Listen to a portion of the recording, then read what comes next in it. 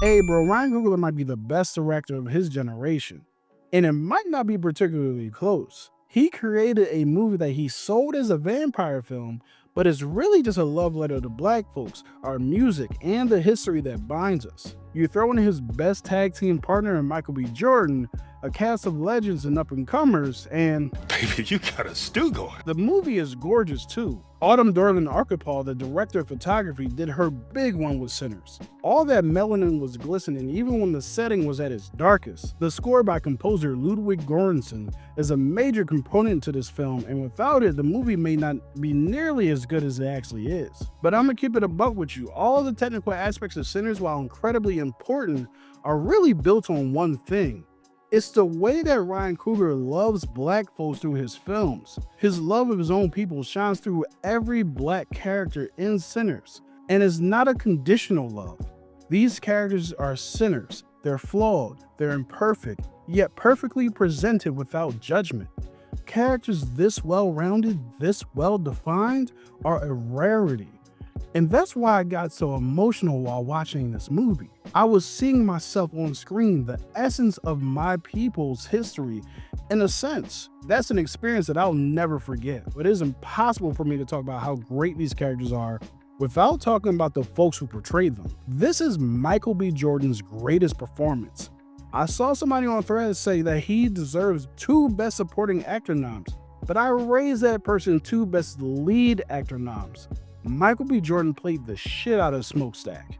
Yes, that's Smoke and Stack, the twins that Coogler worked his ass off to make as distinct as possible. Trying to leave their troubled lives behind, the twin bros return to their hometown to start again, only to discover that an even greater evil is waiting to welcome them back. They've traveled back home to Mississippi to open up a new juke joint, a place where those in the community can dance, drink, and be free to live lives free of stress, just for a little bit of time. But outside of their shared goal, they are truly different people. They dress different, their temperaments are different, they even fight differently.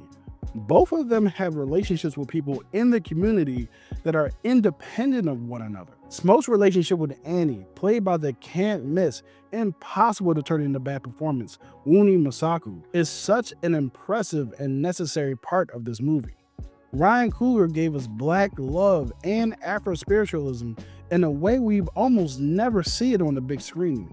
The spiritualism isn't demonized, and the intimacy between Smoke and Annie is something I've never seen displayed on the big screen before. Rarely, if ever, have I seen a black woman with Annie's curves and a black man of Smoke's build intimate on screen with no attempt to use it for a laugh. And that's powerful for the image of black love that, like black people, ain't one note.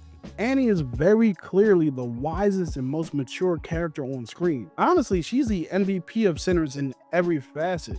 Without Annie, everybody dies. But Stack's relationships are just as integral to the plot. His relationship with Mary, played by Haley Steinfeld, is super complicated. Very much spoiler territory, so I'll be light on those details. But what I will say is that Mary is very reflective of allies today who probably mean well, but they think they know what's best for the black community and push to act on that despite the warnings and counsel given by the very people they claim to be trying to help. Grace, played by Lee Jung Lee, is reflective of those who try to contribute until it's inconvenient for them, to the point where they put everyone's lives in danger. But Delta Slim, played by Delroy Lindo, is one of the best characters in this film. The old-timer's seen so much, been through so much pain, but still has so much to offer, whether he knows it or not.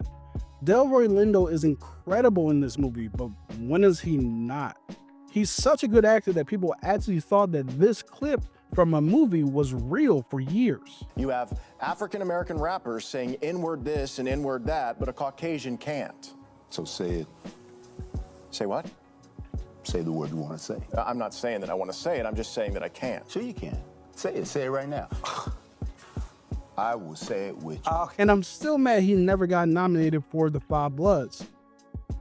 And we're talking about Oscar nominations. I'm not talking about the other nominations. We know he got nominated for other nominations, but the Oscars is the creme de la creme, and he deserved that nomination. But I saved Stack's most important relationship for last. Sammy, Miles Catton's first ever role, which he absolutely crushed, by the way, is the heartbeat of the story. He ties it all together. He represents youthful innocence being pushed and pulled by the influence of everyone around him. His father has a plan for his life to be a faithful servant of the Lord, spending his days in the church house. His cousins, Smoke and Stack, both try to teach him about everything from business to sex ed, while Delta Slim tried to instill confidence in him. And he's got a gift. He's a musician at heart and has an incredible voice for the blues. His music is the linchpin in this community that the twins are trying to build. Ryan Coogler's use of music as a deeply ingrained part of this story speaks volumes. When the juke joint is in full swing, we get a visual and audible tapestry of our culture through eras: blues, jazz, hip-hop, breaking, and twerking. Yes, twerking.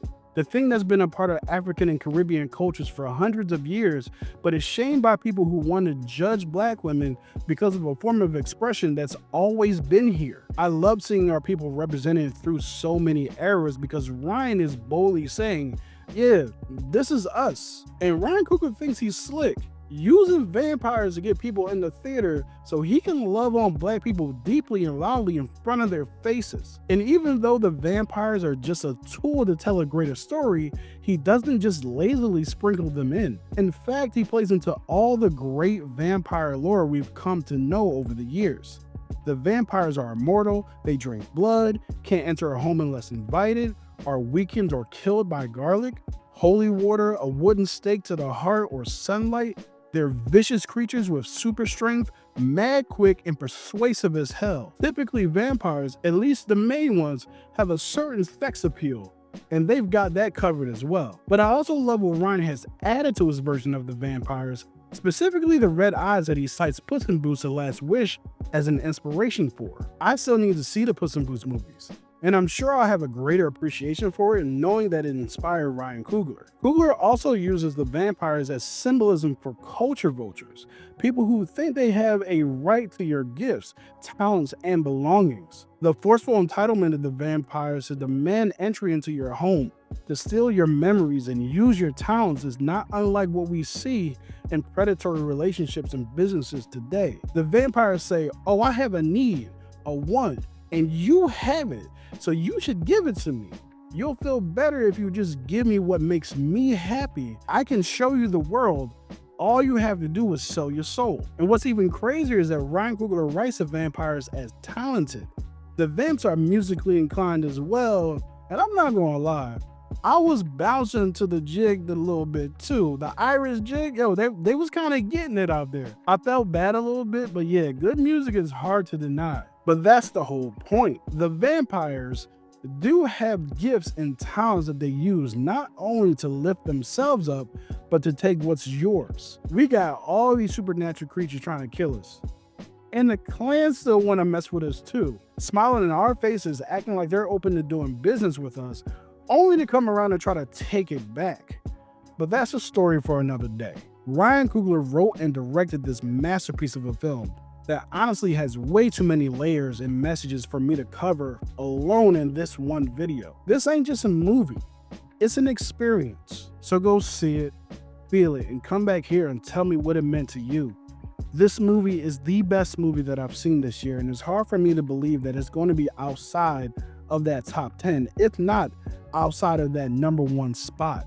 I saw Warfare 2 weeks ago, and this movie has already surpassed that, which I thought was the best movie of the year at the time. But Sinners is such a beautiful, emotional love letter to me, my people, and people like me who love our people, who love black people. And guess what? There's also vampires in it. And also, there's 2 post-credit scenes that you're going to want to stick around for as well. They're super important, so stick around. So let me know in the comments what you guys have thought about the movie. Give me all the things that I missed, all the different histories and points of views from this film that I may not have caught. And I'll see you guys next time.